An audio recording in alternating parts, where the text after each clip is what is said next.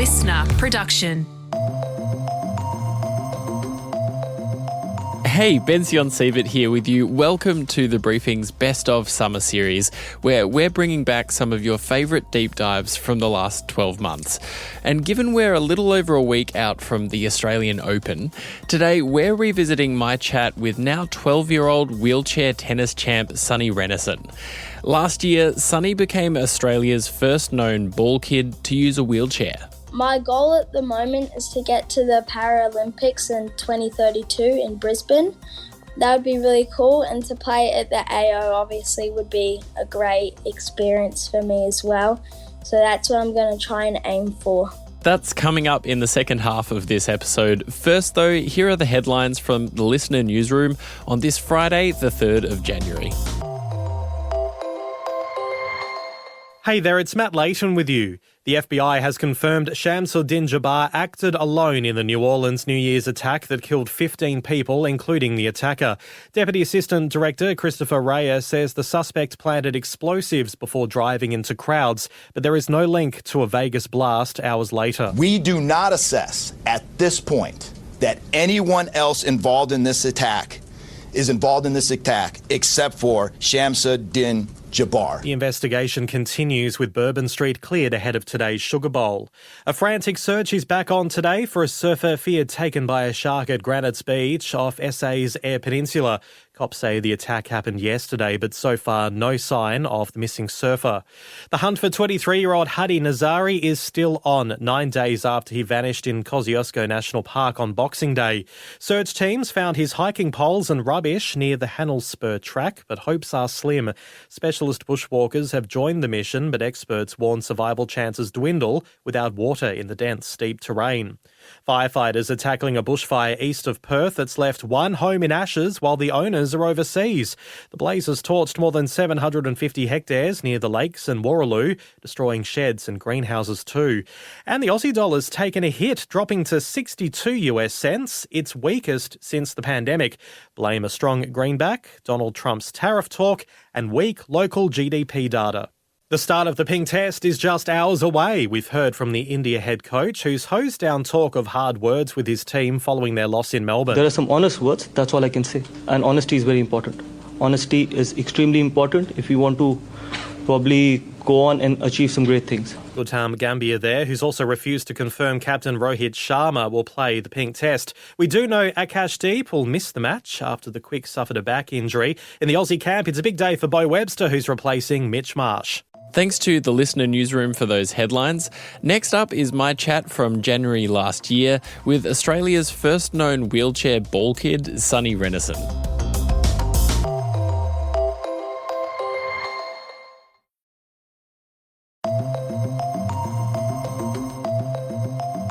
Well, it's about this time of year where many of us go into tennis fever, with all eyes on Melbourne as Australian and international tennis superstars battle it out for glory at the Australian Open. But this year, we're also going to see something completely new to Australian tennis. Sonny Rennison is a wheelchair tennis champ, ranked 15th in the world. He's also making his debut this year as Australia's first ball kid using a wheelchair. It's testament to his talents and to some very new technology designed by a creative tech company called Streaker and supported by MasterCard. It's also the result of a long-term effort and advocacy by one of Australia's top wheelchair tennis stars, Heath Davidson, to bring athletes with a disability into the centre of mainstream tennis in this country. Sonny and Heath join us now. Let's start with you, Sonny. What is it about tennis that you love so much? Well, I've always loved sports ever since I was little. I'd just pick up a ball and start throwing it around the house. When I first started tennis, I was at the AO watching it and I was like, oh my God, I love this sport. And then we found some coaches and I started playing and yeah. And how long have you been doing the ball kid stuff? About a month or two. Okay. Yeah. So it's really new. Yeah, pretty new. And you're a champion tennis player yourself. What's it like going out there on the court? Do you find it really exciting, a little bit scary? Well, I am really excited whenever I have a match, but it is quite nerve-wracking at points, like especially if you're down. But I just try to not get in my head or just keep it cool. But I do get a bit nervous when I go on court, especially if I'm playing someone a bit more experienced than me. But I am really excited as well. I've got butterflies. Oh, that's great. So you've got this special ball collecting device that you use when you're collecting balls. Can you tell me about that and how you use it? Basically it's called the dust buster firstly, and it's like a little vacuum thing, like one of those little ones that you use to get the dust. It's got a handle at the end and then the ball collector at the front. So basically for me, I'm pushing along with it and then I go and pick up a ball, and then it actually can store 3 balls. So there's holes in it so you can slide the balls out when you need to use them. Mm-hmm. And basically, if anyone's seen those long tubes that people sometimes use to collect the balls, it's like a mini version of that mixed with a vacuum thing. Does it actually vacuum or is that just the shape? It's just the shape. It doesn't. Yeah. You have to, It doesn't actually suck it up. You have to do that yourself. It would be cool if it did, but Have you needed a lot of practice or training to prepare for being a ball kid? I have had a bit of training. I recently had a training session with some other ball kids and my coach Diana. That was really good because to do the training with the other ball kids really helped, and they were experienced. They might have done some ball kidding before or whatever.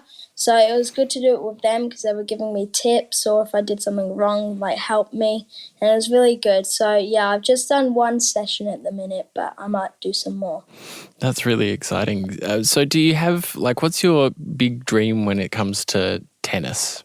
Well, my goal at the moment is to get to the Paralympics in 2032 in Brisbane. That would be really cool, and to play at the AO obviously would be a great experience for me as well. So that's what I'm going to try and aim for. And Heath, thanks for joining us as well. Can you tell me a bit more about how this all came about? So for years and years I've been wondering why there hasn't been any ball kids in wheelchairs at tennis tournaments, and MasterCard were amazing and started this initiative for the pilot program, which is to have a wheelchair ball person. So working with them and with the tech team that they've selected and I've been a part of as well, designing the tech to allow Sonny or somebody in a wheelchair to be able to do the job of a ball kid is just awesome. And I can't thank MasterCard enough for making this program. How long have you known Sonny? What's the journey been like from then to now? Sonny and I met when I played my first Australian Open. He tossed the coin at my first ever Australian Open match. So that was pretty cool. And he was only knee-high to a grasshopper back then. So he was really small and young, and he's got a great attitude, loves tennis, loves playing sport. He's always happy. And over the course of the 9 years, we've played tennis together a little bit. And recently, at the end of last year, he played in the under-14s Australian Nationals, and he managed to win that. And I was lucky enough to present him with his first major trophy. Speaking as someone sort of inside tennis as you are, why do you think it's only now that this is happening in 2024? I think because we've pushed for it. I mean, back when I was a little one growing up, you turn on the TV and you wouldn't see any disabled athletes or anybody with a disability on TV. And I think just the way that the climate is at the moment and how progressive we're being, and I guess how woke the world is becoming, that it's just something that needs to happen. I want this to be the new norm, to be able to turn on the TV and see kids like Sonny being ball kids at the Australian Open, or just have people with a disability in the mainstream media or just in mainstream. I want it normalised. I want us to look back in 20 years and be like, oh, I remember that time that Like, we fought so hard for this. How important do you think it is for other kids with a disability? And I suppose, what would it have been like for you as a teenager seeing someone like Sonny in the public eye? It's huge, because when I was a younger kid and a teenager, turning on the TV and only seeing able-bodied athletes at the Australian Open or tennis events, it was tough, because I didn't know that I could do this. And for teenagers or young kids with disabilities to be able to turn on a television today and see the likes of Dylan Alcott, that was huge, or myself, and now to potentially see Sonny as a ball kid at a major event is cool. It just means that you can chase your dreams. It's not impossible. I want it to become the norm. I just want it to be normal to see people with disabilities on television and it to be everyday life. And what do you think that this means for tennis going forward? It just means that, yes, not everyone can be a professional athlete, but if you still love tennis and want to be involved in tennis, there are other options.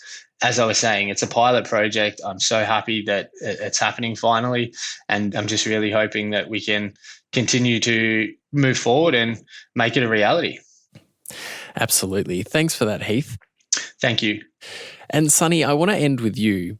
Who's your biggest tennis hero? Well, obviously Heath Davidson has been a big inspiration to me, and before Dylan Alcott retired, Heath and Dylan invited me onto their court after their match and talked me through a bit about tennis, and they introduced me to my coach that I have now, Crumpy. And yeah, they were big inspirations for me, and that's how I started tennis, from them. So without them, I wouldn't be where I am now. And also I have a friend at tennis who I've known more than half of my life. His name's Jin Woodman. We're great mates on and off the court. Before I started tennis, I actually did basketball, and he did that too. So that's where we met, and we've been friends ever since. So yeah, he's inspired me to do that tennis too. That's wonderful. Thanks, Sonny. It's all good. That was my chat with Sonny Rennison and Heath Davidson from January last year. That's it for this episode of The Briefing's Best of Summer series. Thanks for listening. Before you go, we'd love it if you could share this ep with someone you think might enjoy it. And don't forget, we'll be back tomorrow with another Weekend Briefing Best of. And that is Antoinette's fascinating chat with Dr. Carl. So I'm trying to work with people to devise a bot that, following the example of OnlyFans, will be there 24 hours a day. It won't sell you videos of them losing their bikini in the shower. I'm going to reduce this to a headline because that's what journalists do. Hooray. OnlyFans is going to solve climate change. Right on, sister. That'll be in your feeds from 6 a.m. tomorrow. I'm Bension Siebert. Catch you next time.